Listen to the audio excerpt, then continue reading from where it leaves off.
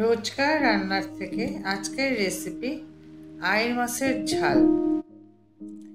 আজ রান্না করব আইড় মাছের ঝাল।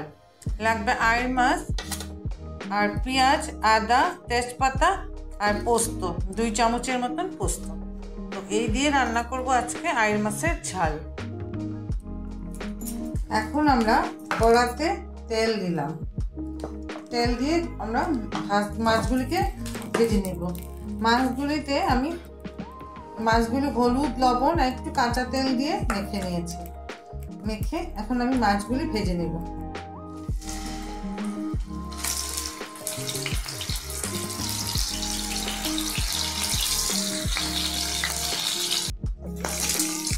মাছগুলি এক পিঠ ভাজা হয়েছে, এখন আমি আরেক পিঠ উল্টে দিলাম। ভালো করে ভেজে নিই। মাছগুলি ভাজা হয়ে গেছে, এখন আমরা মাছগুলি তুলে দেব। মাছগুলি তুলে নেই।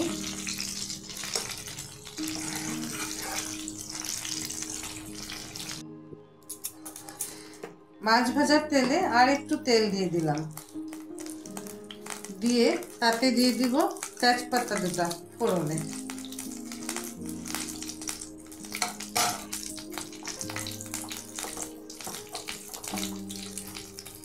তেজপাতা 2টা ফোড়ন দিয়ে আমি এই লাল লঙ্কার গুঁড়ো দিলাম।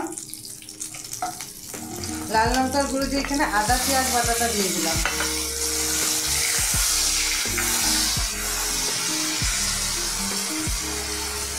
দিয়ে দিলাম 1 চামচ হলুদ আর আধা চামচেরও কম জিরার গুঁড়া।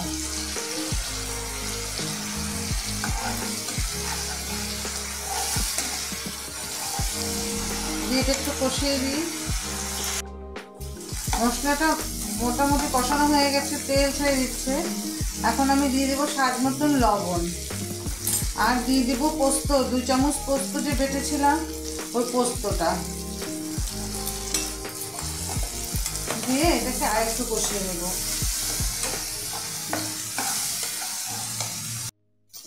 যে মশলাটা কষানো হয়ে গেছে, এখন আমি তাতে দিয়ে দিব জল। জাস্ট 1 বাটি দিলাম, আরও আধা বাটির মতন দিলাম, কারণ মাছটা সেদ্ধ হতে লাগবে। ঝোলটা ফুটে উঠলে মাছগুলি দিয়ে দিব। ঝোলটা ফুটে গেছে, এখন আমরা তাতে দিয়ে দিব মাছ ভাজাগুলি। দিয়ে মিডিয়াম আছে মোটামুটি 10 মিনিটের মতন তরকারিটা হতে দিব। যে ঝোলটা হয়ে গেছে, এখন আমি তাতে 1 চামচের মতন সরষের তেল দিয়ে ঢাকা দিয়ে দিব। এই যে এতটুকু, বেশি না, অল্প সরষের তেল দিয়ে আমি ঢাকা দিয়ে রেখে দেব। গ্যাসটা অফ করে দিলাম। এই আমাদের হয়ে গেল আইড় মাছের ঝাল পোস্ত দিয়ে।